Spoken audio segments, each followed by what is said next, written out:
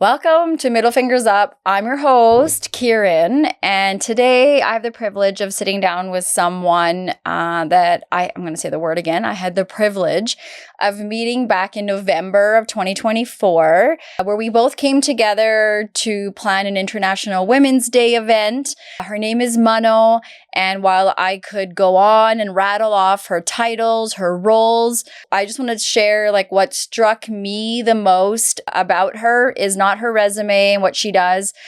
It's her presence. She carries herself with a strength and a calm that instantly makes you feel both grounded and also challenged, which I really, really appreciated in the work that we got to do together and the times that we've had conversations together.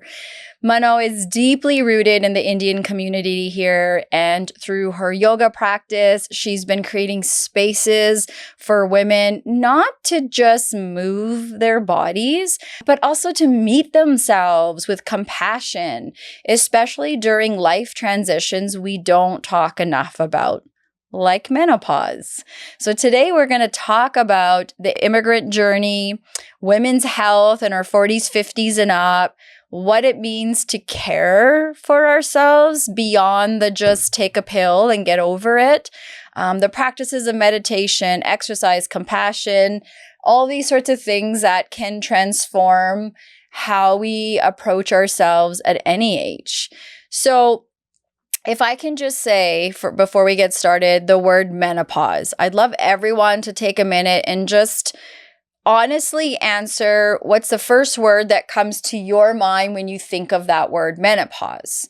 I think we need to sort of start with what have we been taught through society, through our communities, our own belief system when it comes to women's health, and particularly as women age, how forgotten we are, how limited we are with the resources. We often think of menopause as hot flashes, night sweats, maybe even trouble sleeping. And while all that is true, it just gets put in this tiny little box that's all it is. But that's only part of the story. The truth is, menopause reshapes nearly every part of a woman's life, her mood, her relationships, her sense of identity, and even her overall satisfaction with life.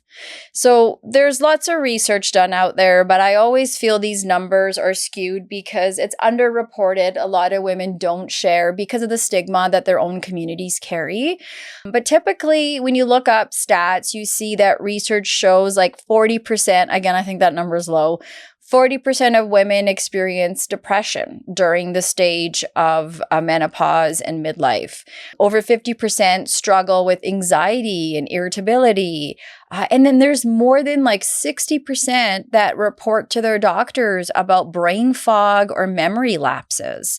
And these aren't just small little things. They affect how we show up at work. They are connected to how we feel at home and how confident we are within ourselves. And for South Asian women, I think there's an added layer because in our own communities, something like menopause is still treated with silence or stigma.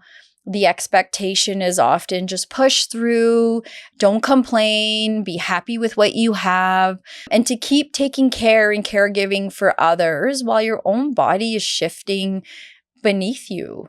So today's not just about the physical symptoms. Today's about the whole life impact of this stage and how we can begin to meet it with care, with compassion and honesty. So let's welcome our wonderful guest. You're going to love her just as I do. Mano, welcome. How are you today? Thank you so much. I'm doing good. Thank you so much for having me here.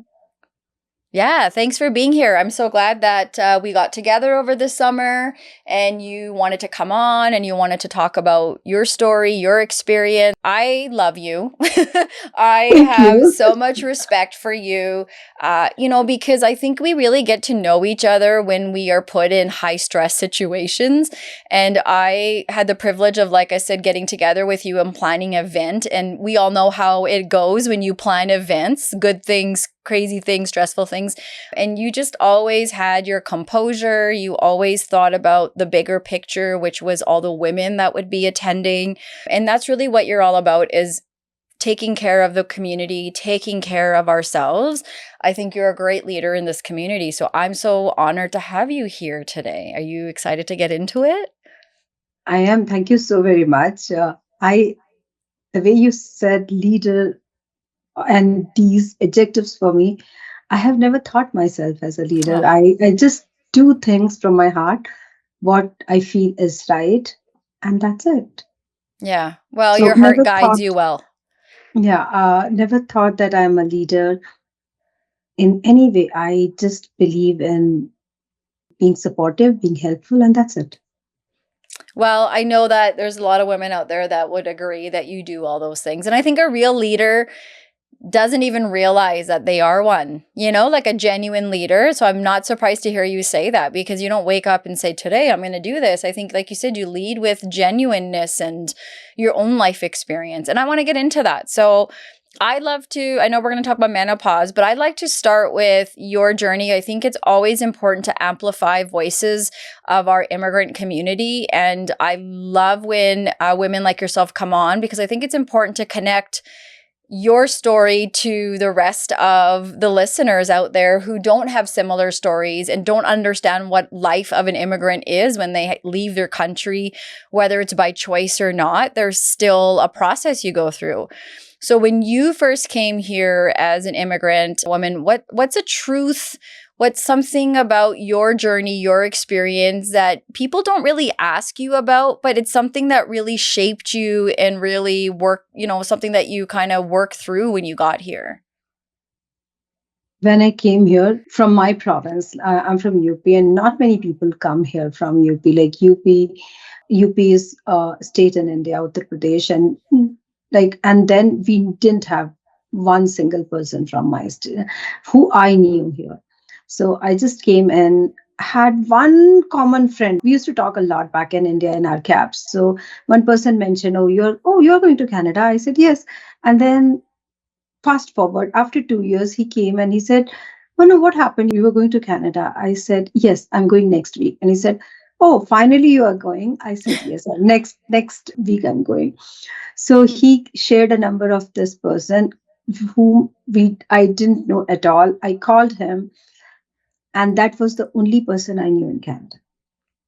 And then I came, my husband had come earlier than me. He kept applying for jobs and no jobs. Like it is little difficult for immigrants. And I don't want to stress on that story a lot, that it is difficult for everyone. It was same for us as well. But this person, he helped my husband in getting his first job. And that's how we got our first break. But it was still tough for me. My husband got a break, but I didn't get into a decent job. And that time I was like, what should I do? And for me, I have one habit. When I find it very difficult, I force those things, force myself into those things. Like if I'm not getting a job, then I will make it then it won't be my purpose to get a job. It will be my purpose to get a job higher than where I was. Yeah, I so love that. Yeah. so I was forgetting my skills. I went to some immigrant services and started volunteering so that I don't forget the skills which I knew. In the process of learning, I just started telling also what I am doing, which is helping me. So my kid was young that point of time, and I had worked a lot in India. Like from the time my kid was born, I had never taken a break. So back to back working, not even like a good vacation, I would say. I just used to work, and so that's how it was. So I thought it's okay, I will stay at home, but and take care of my kid, and this will and then land into a better job. In the process of doing this, I could help many women. Okay, this is the customer care job which I'm doing. You if it appeals to you, if it helps you, I will not say that you downgrade yourself to my level, but in that case, but if this helps, this is helping me taking care of my kid, and you two can join. So like this, I started helping, and then I got into decent job, everything happened. And but this journey was not very easy. First of all, I didn't have anyone. When I came to Canada, I get like when I came to Calgary, I was the basement I got into, it was so dirty that I was throwing up and cleaning and crying, and I was like, where did I come in? Mm-hmm. Why did I come in? 200 times I questioned my decision. No one to offer me a cup of tea. So what I started doing, I can't ask people to give me anything. uh, those days we didn't even have cars, so like I can't ask anyone to do. So let me start doing for them. So this all my struggles, it it told me I didn't have anyone, but nobody can stop me to be to become a help for someone. And that's how I started volunteering. Initially it started with a lot of volunteer work, when and then I joined this organization, Indian Society of Calgary. But before that, before knowing Indian Society of Calgary, I had my own network, and people knew me. Oh, if I need this help, I can reach out to Mano and she'll help me. And Mm. this was no network, nothing, just me alone. And I used to, when I had these many struggles, no proper job, nothing, no family. If I want to go see someone, I don't have that gupshup friend. So nothing at all. Completely empty on professional life, personal life, everywhere. And then I started supporting people. I was like, doesn't matter. I will give what I didn't have. And someday in the process, I will be able to create my little world. And yes, today I am there. I have, I'm blessed with most of the things which You I know, I dreamed at one point of time. yeah, I think what I love about what you're sharing is you saw a gap, which was that isolation, not having what you had back home, connection. And these are important things for our mental health, for our health to thrive. And instead of allowing yourself to get stuck in it, you did something about it. And I think that that's why you're a leader. I think you saw an issue and you think, okay, I'm not the only one that would be experiencing this. There must be other people in this city that I immigrated in that are going through similar things. And, I think nothing is beneath you. So you have these great big jobs when you're back home and you come here and you have to start from the beginning. And it honestly, every immigrant that I talk to talks about starting from the beginning, and you learn a lot about yourself and you create this strength and this level of dedication, and you understand the meaning of work ethic because no one's here to help you. And I think it's lovely that you did these things to also help the community as well. So that's like a really great story. I'd love to ask, did it ever feel like you had to leave pieces of yourself behind in India in order to fit in here? There's one strange thing about me. I never think about what was there in the past. I'm always, this was the choice I made. Now Mm, I'm here. I'm not going, like, there was no question, like, no future. The question of future, like going back or what I had, I have always lived in the now. So, what mm, I can do now to make it a better tomorrow for myself. Only one point of time when I felt like going back was when my kid was getting bullied at this in the school. That's it. mm. Otherwise, never. I never thought, okay, what I had, three mates. The best thing all Indians miss is their mates. Yeah, I I I bet. never missed anything. Let me be honest. I was like so busy making life here, so busy dreaming here that I was like, I never had time what I left and what I will get in the future. I was like, what I'll do now to get where my what my dream to achieve my. Sounds like you not only have been shaped by the Indian community here, but you've also done your own part in helping shape the community. And that's something to be proud of. I'd love to talk to you about yoga and just women's health, because I think those go hand in hand. And I know for you, yoga is not just a movement. It's not a fancy schmancy white people store where you have to pay $7,000 to go get some breathing techniques. For you, it's a way of being. It's genuine. It's connected to our ancestry. And so I want to see, like, how do you see it impacting, and by it I mean yoga, impacting women's health, especially in the midlife part, which is where you're in? I started yoga like when I was telling them, like explaining how it happened for me in the beginning. In 2000, it was 2017, and I was knee deep into depression. I was no friends. My husband was working from Saskatoon. My kid was young. It was very tough for me, and no friends. The Yeah. the worst part was no friends. Like having just one friend can make difference. So I didn't have any of that. So at that point of time, I restarted. I went back to my yoga because of being and like because of being depressed. I was like, I was not able to think anything, but I wanted, as I said, I live in now. I wanted to live and live for my kid. That was my situation at that point of time. And then I started yoga again, yoga workouts and everything, and again gave myself a goal. Okay, I have to reduce this weight, and I reduced the weight of 10 kgs weight. But then I had to go to psychiatrist for dealing my depression. Mm-hmm.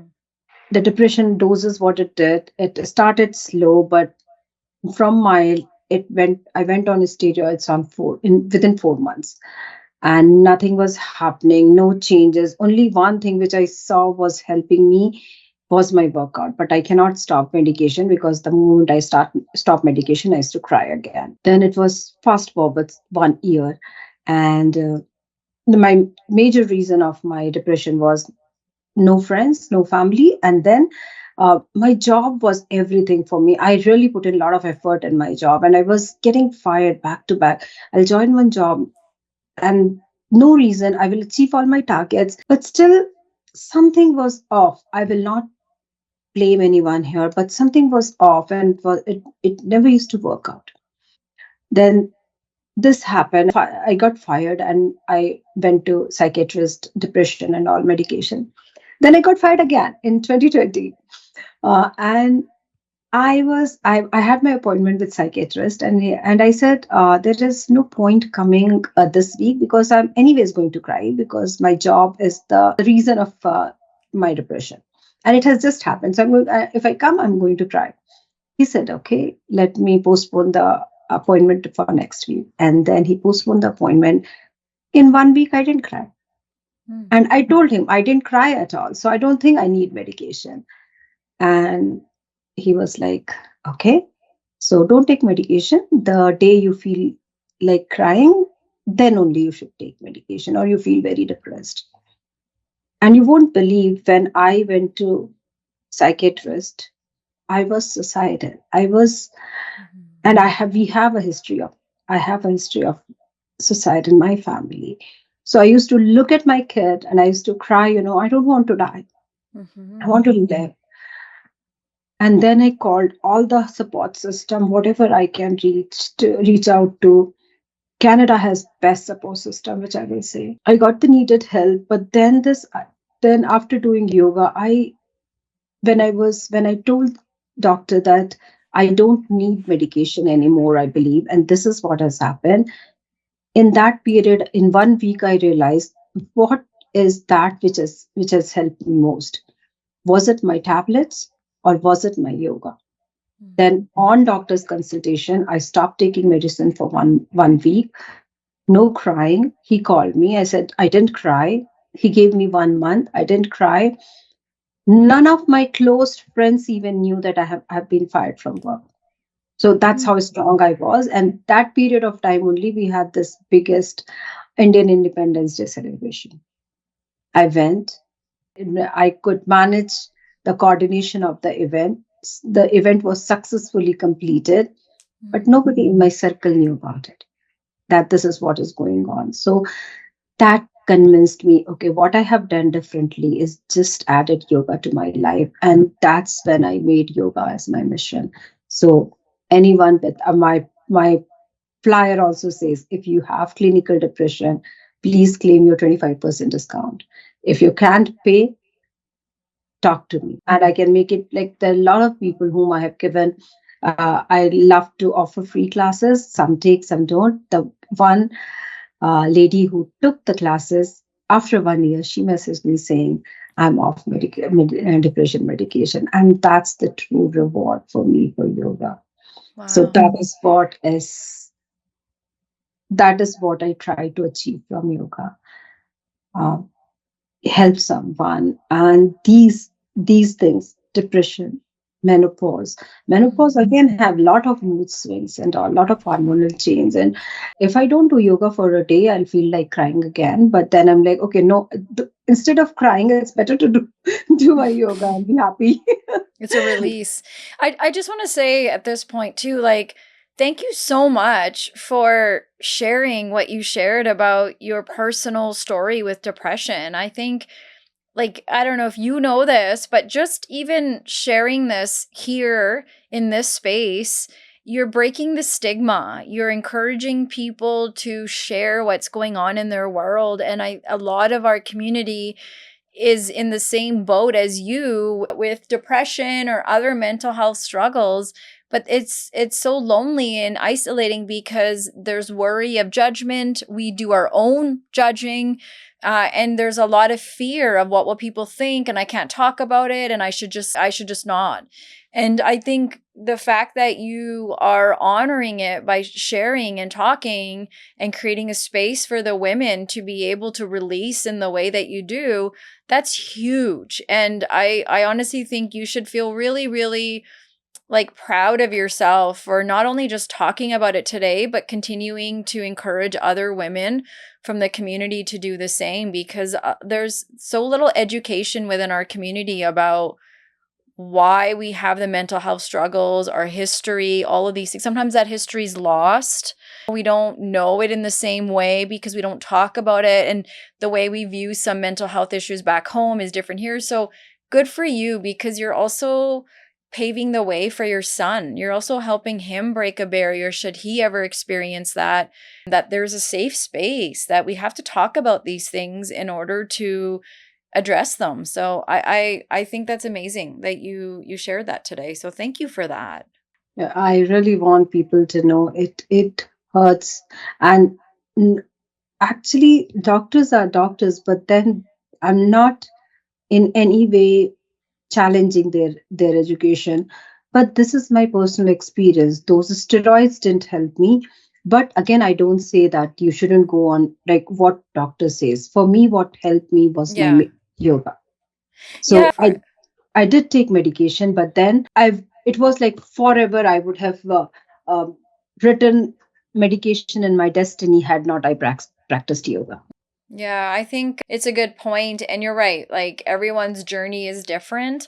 But one thing that I feel that gets lost when our community comes to the Western world is we have very sacred practices that our ancestors did, like yoga, like meditation, like somatic breathing, and so on and so on. And somehow, when we get here, we are so medically focused, and while some people do need medication, it's not the only thing that's going to help get through the day to day. And I think we lose a part of our ancestry when we don't know how to go back to the roots and do the things that help us breathe and get the inside out and the outside in. So you're right. There's lots of different ways to look at it, but medication and the Western way is not the only way to combat mental health. There are lots of other things we need to think about. So, and I think because you've experienced this firsthand, you're a great candidate to encourage that kind of conversation with other women. Like, women from our community are going to feel very inspired by you because you have experienced it, right? And we need to get that out more. We need to talk about that more because we have a lot of very sad, isolated, lonely women that are thinking that's the way life is, that you have to keep that pain in the way that they experience it, and then it turns into physical health issues, so which I'm sure we'll talk about. So this is why I think you have that mindset of sometimes in the community, and not just Indian community, this is the Western community. Oh, you have pain, then just take a pill, right? So what's missing when we think that way? I won't say that it is wrong to not take the medication. I would say, but then find out a solution, because every medication we are taking, that first of all, pain is the way it is telling something is not right in your body. It's good to have pain, because pain Yeah. is an indicator that Yes. something needs to be addressed. So don't just go for medication, go for a proper understanding of why the pain is happening.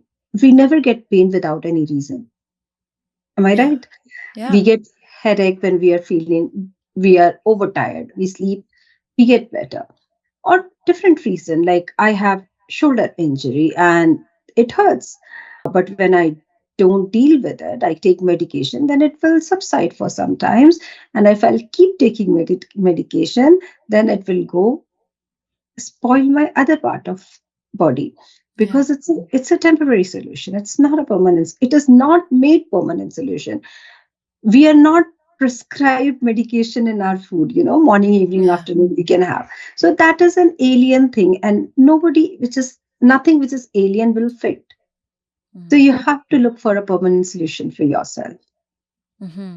So it is not that don't take medication. It is take medication, but know why it is happening. Yeah. Can I ask you, what do you think is the biggest misconception, misunderstanding women have about their health in their 50s? Like, what are you seeing is the biggest misunderstanding? Sabhi ko to hota hai. Why are you acting? And the worst part is it Mm. comes from a woman. So you're facing, and when it happens to other women, will say, "Oh, sabhi ko to hota hai. Why are Mm. you acting?" But it is not same for everyone. For me, my periods are very much hurting. It cannot be seen for everyone. Again, I'm at I'm at pain level 2. Maybe somebody is at pain level 4. Somebody is at pain level 7. How can I understand other person's pain? My whole life I have been judged. Oh, you make a lot of drama when it happens to you. I bleed a lot. I had been bleeding like 3 days of hell for me. Yeah. And everybody used to say, oh, you do this. And then doctors will say, even doctors used to say, oh, when you will get baby, it will it will go away. Hmm. Baby happened, 18 years, nothing happened. Hmm. The pain Hmm. is still the same. I still go lifeless during those 3 days. And then Yeah. I got diagnosed with endometriosis now. Hmm.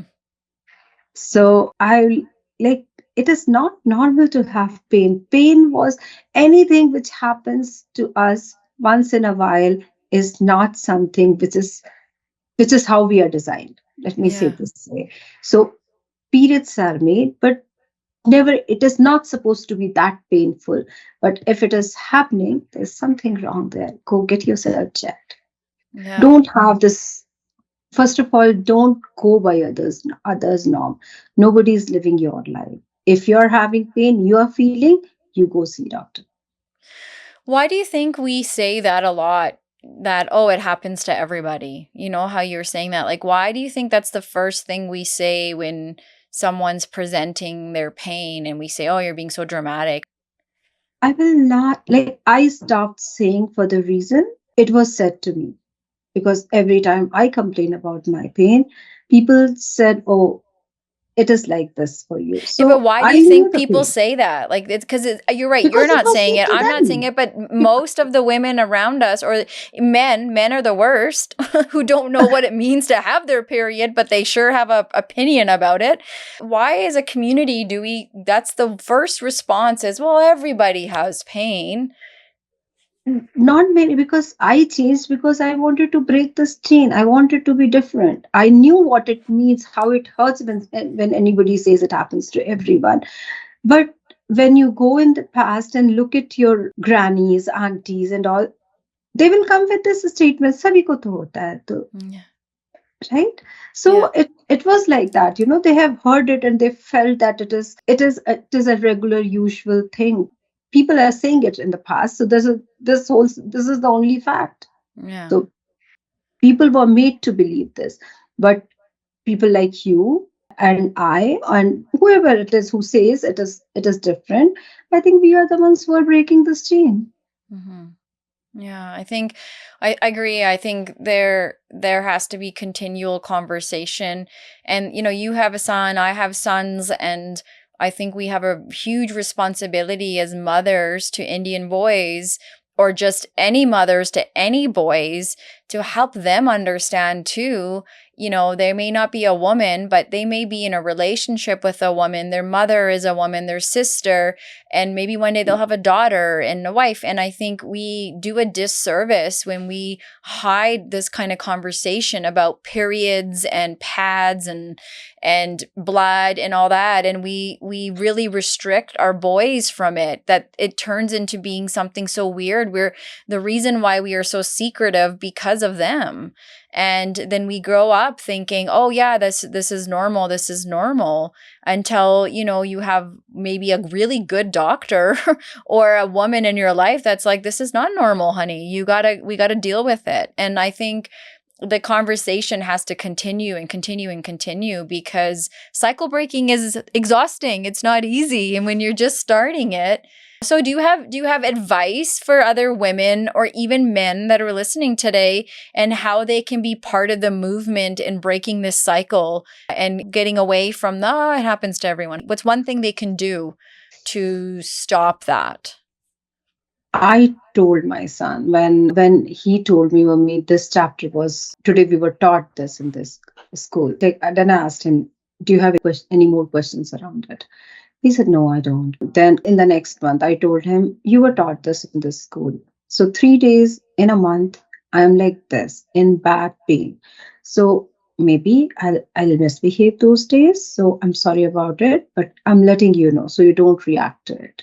Mm-hmm. So he said okay to that. And fast forward till today, he continues same thing. He Yeah. knows when, and for me it is bad. I get stain and everywhere. It gets very bad for me. Yeah. So some or the other way he gets to know about it. And I have told him, you are not going to judge about it. And Mm-hmm. if different people have different body, maybe somebody is not like me, somebody doesn't have that problem, then you can't feel that it is abnormal to not have this pain because Yeah. not Yeah. everybody is like me. Yeah. And for other women, what I would say, let's be women. Let's start understanding each other's pain. The day we can start understanding each other's pain, this world will be a much better place. And also, will never be, there won't be a day where men are going to screw us. It, Yeah, yeah. Fuck patriarchy. Yes. yes, yes. Then if Yeah. we are understanding each other, we can understand each other's pain Yeah. and just drop our judgments.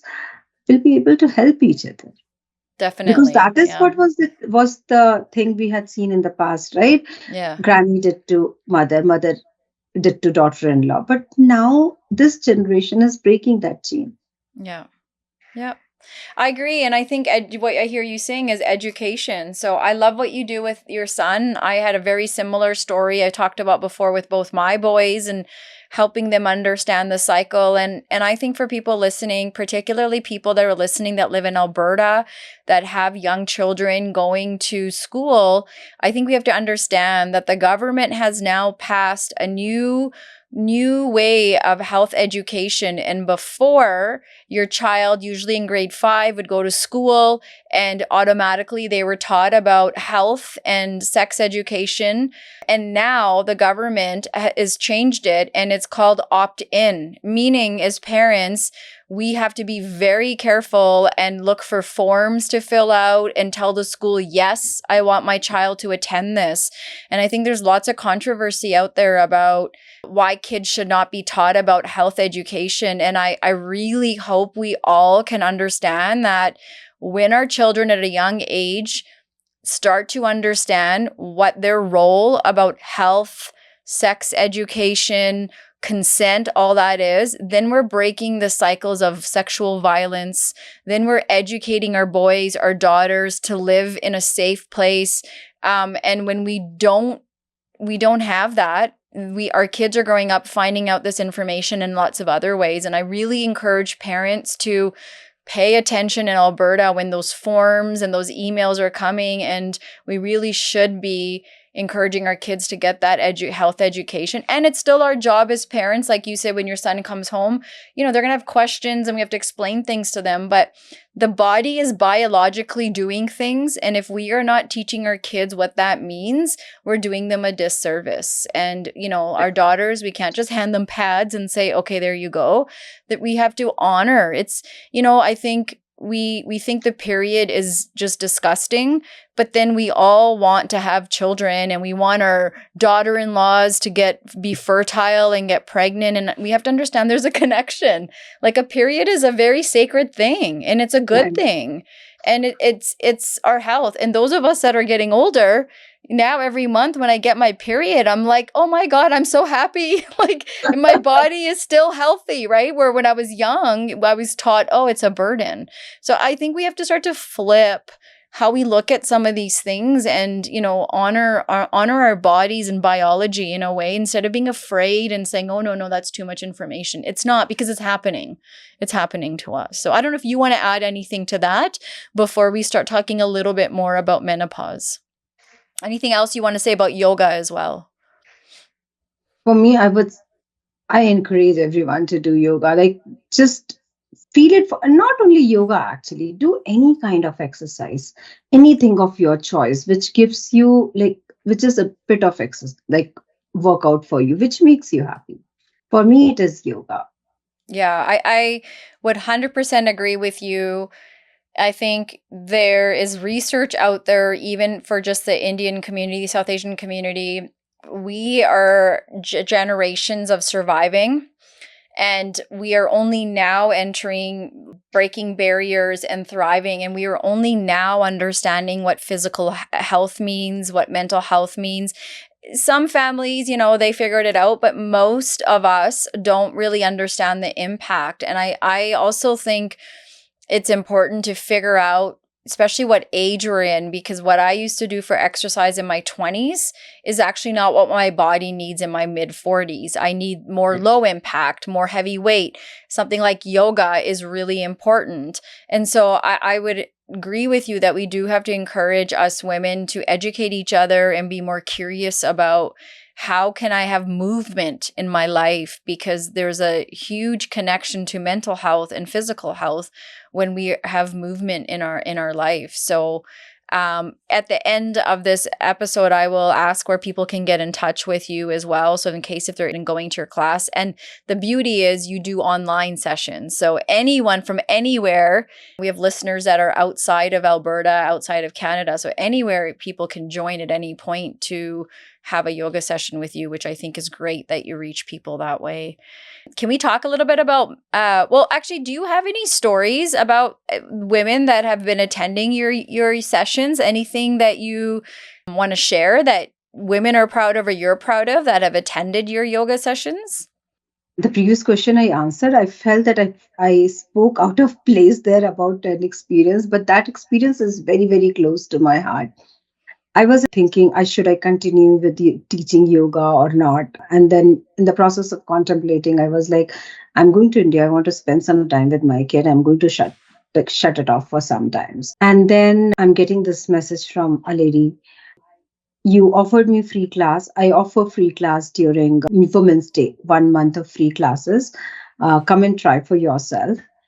And this lady messaged me, once you gave me this free class and I could join your class, and today I'm off depression medication. Oh. I was literally into tears. Mm-hmm. I just, like, the tears were not stopping. It was just continuously running. And I was like, I could make an impact. And that is what my first yoga student used to say, that he was, that's because of him only I started teaching yoga as well. My class is at 6. His truck will get parked at 5:50. and he'll be waiting in his truck. Then 6 p.m. he will come in and he will. Initially, we were not talking so much. He was my first student. I also had a lot of self doubt. Will I be able to teach him or not? Am I good at teaching? This is what Mhm. happens to everyone. So, am I good at teaching? I was just teaching one student, and when we started talking after 6 months, he was like, Manu, you don't know what you have done to me. I come here with a lot of worries and I drop everything. And that was kind of a reward to, Mhm. to me, because so far I was just living in the dream. Okay, yoga has benefited me, but will I be able to make impact on someone's life? And this was the one. These sentences, these messages that made me more confident. And because of him, I always tell him, because of you, I have my yoga studio. Otherwise, Oh. I doubt I could even dare to dream that I can teach. And he said, no, you don't only teach, you're a very good teacher. And the Oh. last story, which is very, very close to my heart, is this auntie joined my class. She wanted to join yoga, but life kept her very busy and she couldn't. She joined the yoga class and her ankle got sprained, Mhm. but she doesn't want to miss the class. She joined the class with sprained ankle. What? Yes, What do you mean? She just she kept joined the coming with a class. sprained ankle? Yes, her ankles were sprained, but still she joined the class and she Damn, finished the auntie. class as well. Wow. That's amazing.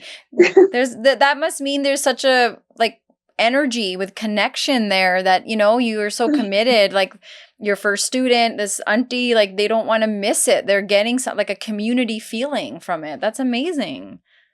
Thank you. And it was very touch. Every time I teach her, she's recently lost her mom. And now I have changed my how I guide you during Shavasana. I've changed those wordings to make her feel grieving is tough. I too have had grief.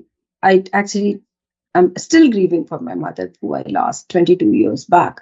So she has just lost. So when I'm guiding into Shavasana, I use those words. And the moment she'll get up, when if she gets an opportunity to talk to me, she will always say, this is not yoga for me, this is like a prayer for me. Oh, that's So, amazing. Yeah. It's like therapy. That's lovely. so I think you're right. When our body is present and still, it's a good time to do like gentle grief work. I think that's a lovely time to put that in there and that you think about your clients and what they're going through. No wonder they don't want to miss it and they keep coming back. So, I think that's great. With yoga and some kind of movement, exercise, where does menopause fit in this? Because I know that you yourself have been around other women. I mean, we even talked about this at the International Women's Day. We did a panel talk too, and it was a conversation a lot of women felt really connected to. So I know there's lots of feelings about it, but not everybody knows what to do about it. So as we know, menopause is often whispered or it's like brushed aside. So what do you think it really feels like to go through it emotionally, physically, and even spiritually? I'm going, I started 1 year back and it is painful. A lot of mood swings again, and then having a history of depression. It makes Yeah. it a little more tough. But then again, it was yoga which kept me going. And why yoga? Because it's a gentle movement. You stretch to the extent you can. So it Mm-hmm. tells you every day. And in my yoga class, I always tell respect your body. It's not a judgment. And I keep reminding people, though each one of us know yoga means union of mind and body, but I keep reminding them, see, yoga means union of mind and body. If your body is not agreeing to that stretch, don't stretch. If you are going down, like if you're bending forward, exhale, surrender yourself to the universe and see how deeper your forward bend is going to be. And these words which I use, the vocabulary, that helps them a lot. Sometimes it is everybody knows everything, but a gentle reminder to them and gentle reminder to ourselves makes it a little bit difference in everybody's life. For me, when I remind them, I'm actually reminding myself as Mm-hmm. well Yeah. that this is what happens. Surrender yourself to universe. In that case, it is going to happen. Accept it with grace. Yeah. So it is like you can fight with it. You can complain, okay, I'm going through menopause. I'm entitled to throw tantrums. You yeah. So that is one more thing which I'm seeing. Okay, I'm going through menopause. I'll be throwing tantrums for these many days, but be acceptable of it. Be graceful. Be grateful to the people around you, and be graceful about the phase of life you are in. And Yeah. that three things will make your words real better. And menopause is again a stage of life. It is a changing of phase. Anything which is under construction is painful. So Mm-hmm. menopause is also make preparing you for the next stage of your life. So just be graceful, accept it. And these little yoga, soft movements, tai chi, walking, all these things are like that. It is that gentle massage on your body. Yeah, I like how you say. I like how you say it's your phase where we're under construction. So there's work in progress, and sometimes it's you gotta put a hard hat on to deal with it, and you have different tools that you need, but it's messy and it's not complete, and we have to learn how to safely operate in this space that's not the way we want it to be. And so for women who feel maybe their bodies are betraying them, or maybe their minds aren't, the way that they wish it was, the tantrums, all that. Like, what's one piece of guidance you'd share that's been helpful for you? For me, it was acceptance. And for everyone, I Mm, believe the acceptance really helps. When you start accepting, okay, this is going to happen to me, how I can be better at this point of time. Brain fog happens to everyone, pain happens to everyone, mood swings happen to everyone. If it didn't happen to you, please don't judge other. If it happened to you, you know how difficult it was. Be a helping hand for someone, be a leaning shoulder for someone. I like that everyone's journey with menopause is going to be different. So just because it didn't happen to me doesn't mean that it's not happening to another woman that I'm, in the circle I'm with, and same. But I think if we are opening the lines of talking and sharing openly, I think I always remember for when and maybe this was for you too, when I had my really young children, and oh, you're working, and you're not sleeping, and your kids are dictating your life, and you're like, how are you, this tiny thing, running my life? And oh my God. And you go to a birthday party, or you go somewhere and you talk to another mom and you want to hug her because she's so open to saying, last night was so hard, or this morning we didn't almost even come here because my kid is too much, or I don't feel like a good mom. And I always remember those conversations felt like therapy for me, because it felt like, oh, I'm not the only one that feels like a bad mom, or it's not just my kids. It's normal for these kids to experience something. And I think you learn to have more compassion. But then when we get older, because menopause isn't as rewarding as maybe having a baby, we hide it, and we dismiss it, and we think, oh, just it's whatever. And I hear you saying this a lot from the beginning today, which is, no, you have to be open, you have to accept it, you have to be compassionate about what's happening in the process you're going through, and we can't just skip over it. It's one other part of our journey that's important. So I really appreciate that kind of feedback that you've given.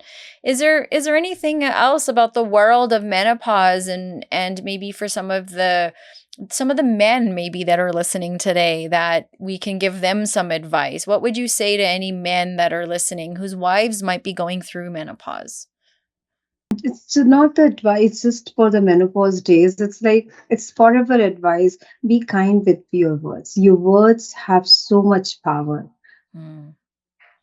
Uh, Someone just says, you know how it works. In when I was very little, like yeah, grade five, I was in grade five. I watched this TV series, and there it was a very very bad boss was there. He was real bad. And then someone comes and says, "You're beautiful." And for that statement, he goes and he thinks, he hardly smiles, but then he goes and sees himself in the mirror and he says, "I'm beautiful. Where is my hair? I'm beautiful." He comes back and then someone again tells him he's beautiful.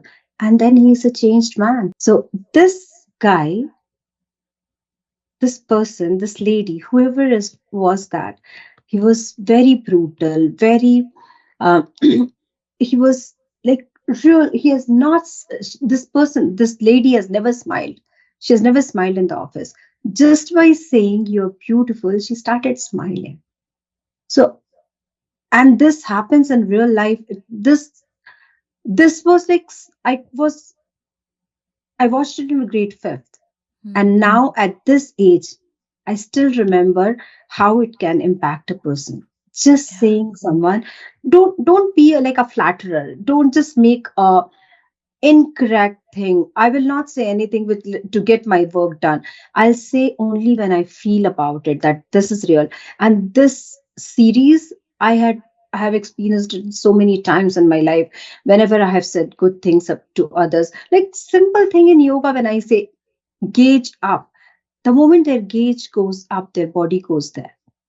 So if your gauge is defining how much your words have impact, so be kind to yourself, be kind to others. It is simple thing to be kind. It doesn't cost, and you will end up making, you'll never have a depression in your family if men are listening it.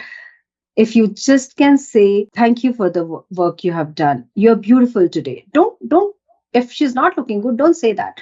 But if she's looking good, just say acknowledge it once. You will live in a much happier home. Yeah. I love that. It reminds me of when my dada passed away. I was very close to him actually. Most of our family had some kind of strong connection. He was a amazing man. And I remember a story that one of his sisters shared about him, which was my daddy was not a good cook. And we all kind of knew that. But one time, my dada's brother was over and my daddy cooked for them. And, my grandfather said, "Oh, thank you so much." And that's one thing he used to say. Anytime someone made him a meal, he would always be very grateful for that. And so, "Thank you so much. It was so good." And his brother says, "Why are you saying it's good? It's not. It's not good at all." And he looked at him and he said, "Are you kidding me? Like, she took the time to make me something, but because it's not maybe what we like in the taste or what, it's the fact that she had care to nourish me and feed me. And so we have to thank each other and we have to be kind and express gratitude." And what I love about that is sometimes if it's not the way we want it, then we don't know how to express the gratitude. Sometimes we only express it because we gained something from it. Because you said something nice to me, then I'm going to be nice to you.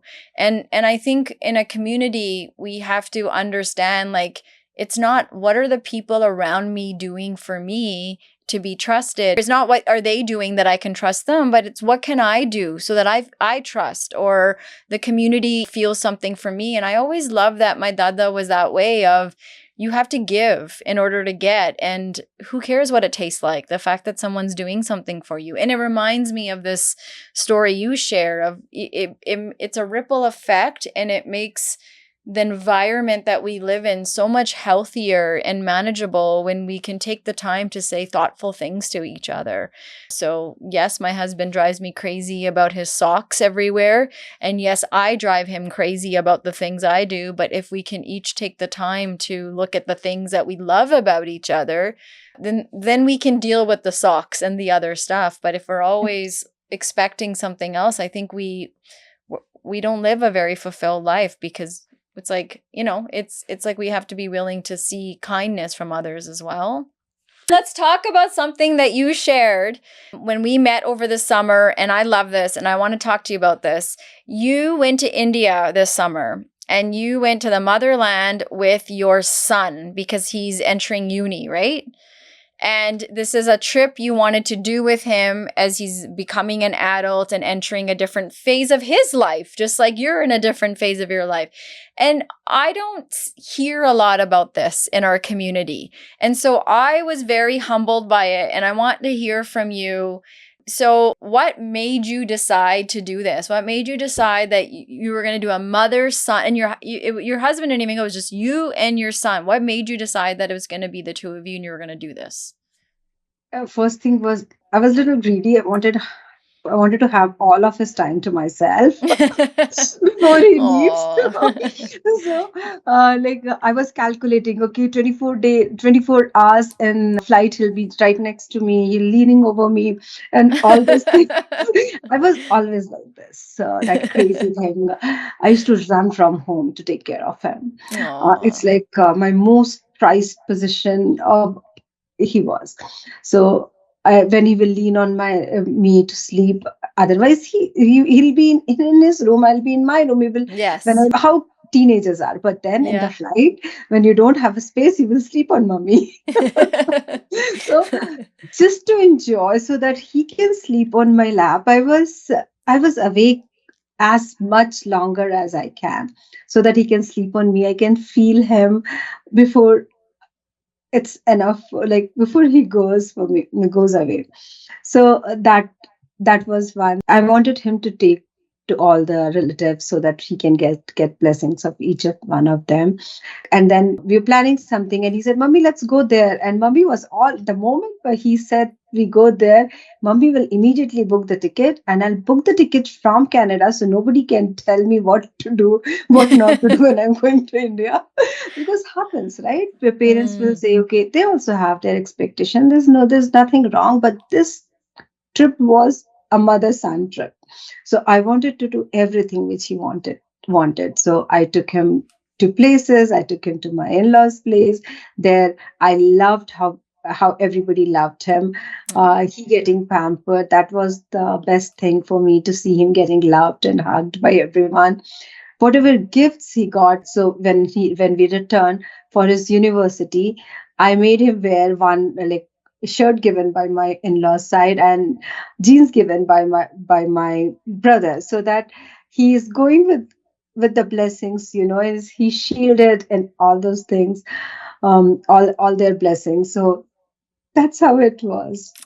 So tell me, like, what did this trip teach you about motherhood and about letting go?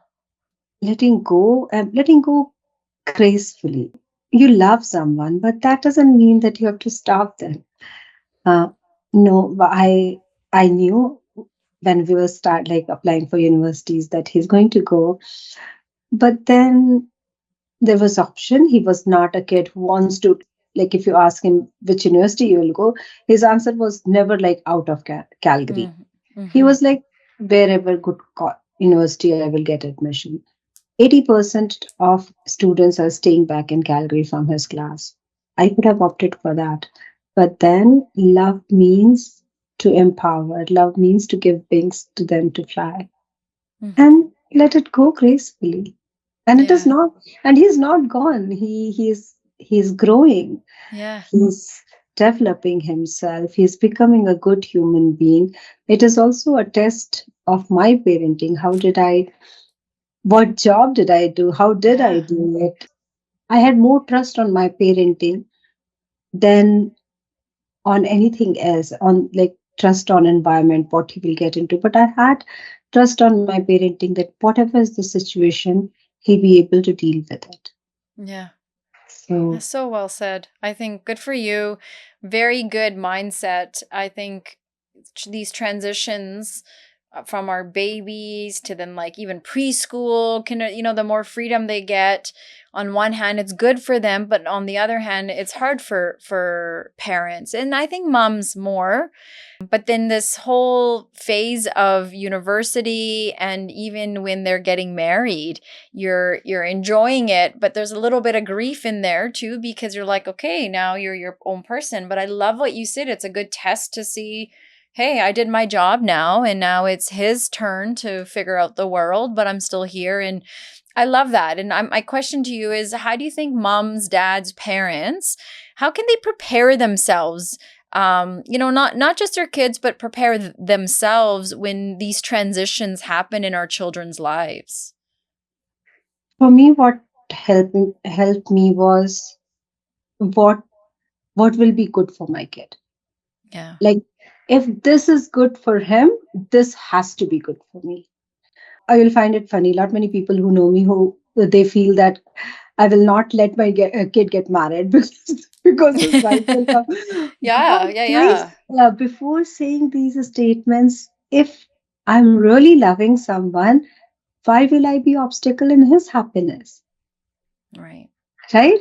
I will love to get him, love to see him getting married. I will love to see him having having a family of his own. right. Yeah, So yeah, it is. The kids are going to go, and you have to. If you say that you're a good mother, then in that case, you have to prepare yourself. And if you always believed in your kid's happiness, then anything which makes the kid happy, yeah.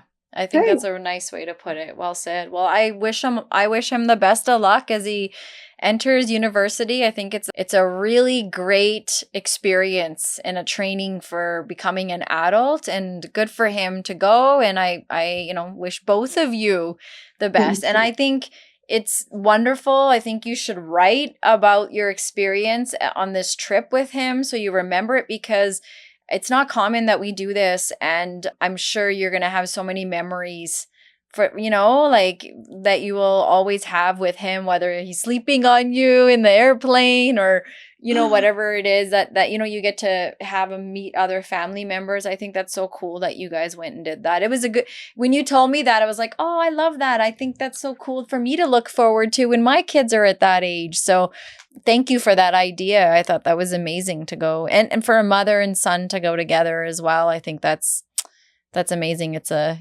pretty special bond, we get to have with our boys, and as they get to have with their moms. So I wanted to just check in with you. I know we talked about menopause, you talked about yoga. Is there anything that you want to add? I know you mentioned a little bit about meditation and exercise, but is there anything that you wish I had asked you about that maybe we didn't talk about? No, actually, you covered everything. Yeah, everything. Thank you. So, how about we cover one thing? I know self compassion was a big part of our consult when we met in the summer. You've talked about it today. And I think compassion, whether it's for self and others, I think it's a great idea. Sometimes it sounds more simple than it can be, and it's hard to practice. So, for you, what is some feedback or advice you can give us about what it actually looks like in our day to day and how we can be mindful of practicing it? It's just one thing. Just don't judge anyone. That's the least effort for you as well. Like you putting your brain in different way. Oh, it this doesn't happen. Just if someone is sharing something with you, I for me what I do is I will not say others, but I what I do if someone is sharing their pain with me, I just focus on the pain. And also I would say this cannot be a hard statement. If you're in a job of doing it, you have to do. If somebody is telling a like cooked a story, you have to find out, okay, it's cooked or not. But are you in that job? Are you in that job of finding out is it a cooked story? If you're not in the job of finding out or analyzing it's a cooked story or not, if somebody as a friend is reaching out to you, try to become that friend for that Mm, person. That's it. When I said cooked story, like there are a lot of professions where people try to judge the situation and all. You are not in that situation. You are not doing that job. So in that case, don't do that. If somebody is reaching out to you, just listen. That's it. Sometimes if you don't have answers, don't care. yeah, Sometimes people don't want advice. Sometimes people just want someone to listen to them. yeah, yeah, From my the volunteer work where what I do, a lot of people reach out to me and they said, "We just wanted to talk to someone, and we can talk to you because we know it will not go anywhere else." mhm, So that gives me so much of comfort. Okay, I am able to support someone in this way. So, and it never goes out from me. Whatever is the situation, I will like that person, I will not like that person. Like, but I never go and bitch about that. I will never go and say something. Okay, when I was getting along with this person said like this, and now I'm making it all public. yeah, yeah, So, relationship change. yeah. So, I'm best at giving support to people, and I try to do that. Yeah. Whatever the situation, good, bad, ugly, doesn't matter for me. I appreciate that, and I think It's healthy practice. And I think we should be encouraging more of that, less of the gossip about people in a poor way and more of, okay, how would I want these people to show up for me? Everyone doesn't know what's going on in everyone's world, but we seem to think we know everything. And I think you're right. We have to be a little bit more compassionate. And honestly, where it starts is with ourselves. If I want to be kind to you, I do need to learn how to be kind with myself. And sometimes we skip over that part. And that's why it's hard. It's hard to show up for people because we don't know how to show up for ourselves. And once we figure that out, then we're like, yeah, I can be here for you. I can listen because I know these are the things that help me. So, where we're at now is doing our middle fingers up segment. So, as you know, the show is called Middle Fingers Up. And for any people, that you're going to bring in listening for the first time, middle fingers up is really for me, my middle fingers helped me growing up when no one was there and I could use them to help me through situations. And so what we do here in the segment is we're not putting our middle fingers up to people, but situations, good, bad in life. It could be lighthearted. It could be something deep, big or small. It's really up to you. Maybe it's something that you want us to pay attention to. So what is on your mind today and what do you want to put your middle fingers up to? I thought about this question, but then I thought I cannot say my middle finger up to this situation or anything. I always think about how can I change it. So Go for that. Yeah, so go for that. anything for me, an answer to every situation is be kind to everyone. That's it. Uh, I could have said another way, the way you wanted. That cannot be my answer. So in that case, I would say be kind. This is the best ever thing anybody can do. And kindness doesn't need any qualification, any extra, nothing. It doesn't need anything. It just needs your heart. That's it. Which you already like. You come with that. Yeah, I love it. So middle fingers up to not being kind to ourselves. I agree. I think we do need to be kinder to ourselves and to each other and really figuring out what that means instead of just saying it. Because I think we say these things, but then it's like, how do we practice it? And so I appreciate you sharing that. It sounds so simple, but it's hard. It's hard to do, especially in the world we live in. Sometimes it's difficult to show up in a kind Sorry, I way. am coming on your show and breaking your rule, but because that You know what? I've happens, had a yeah, few people do this where they're like, really, I don't want to do it this way. And then when I explain, they're like, oh, I get it. It's fine. It's really what middle fingers up is pushing it. It's standing up to what we believe in. That's what it right. is. It's not stepping down. And what you're standing, and you can say however you want. And what you're saying is you're standing up to being kind. It's important for us as humans to understand what that means. And I think that's great. So no, that's totally fine. So a couple last questions. So one is, if everyone listening or viewing today left with one thing and only one thing from your episode, what do you hope they leave with today? They just understand the power of their words. Every word they speak that has a meaning. That has impact on them and on others. So power of their words, power of their vocabulary. Ooh, I like that. And then lastly, if people want to get in touch with you, if they want to join your yoga class, like where can people find you? They can find me on Instagram. And most important, if you're dealing with depression, I all forever, this is an offer, 25% discount is always there. If you can't afford the classes, but still you want to practice, come talk to me. I will be willing to give you free classes with a condition that you will come. I don't like to put conditions when I'm offering things, but yoga is like that. If you will not do it regularly, you will not feel the benefit. So you have to be regular. So come practice with me. If you have clinical depression, claim your discount, and I would love to pass it on to you. And can you tell And us where they can my find you? I'm on Insta and I'm on Facebook. My Facebook page is Yoga Studio, and on Insta again, it's with the same name, Yoga Studio. Okay, perfect. And we'll have that in the show notes for people. So I just want to thank you for showing up with honesty and depth today. When what I'm taking from this conversation is that health, whatever age we're in, really, it is more than just a quick fix. It's about listening to our bodies. It's respecting the changes our bodies and our minds are going through. And it's truly meeting ourselves with compassion with wherever we are. The word you used was acceptance, and I appreciated that. You reminded us that menopause is more than just the main symptoms like hot flashes. It's also that silence only makes things feel heavier. So for people in our community, it's about speaking up, sharing our experiences, and having advocates. I know we didn't talk about this, but I know for a lot of people of color, marginalized people, the health system can be difficult to manage. And so if you feel like you can't go alone, there are people, whether it's family members, community members, that can go with us and advocate and show up, and write questions before we go so that we don't get confused. But it's important for us to take charge of our health. I really appreciate you sharing your story and your time with your son. And so all your wisdom was really, really appreciated.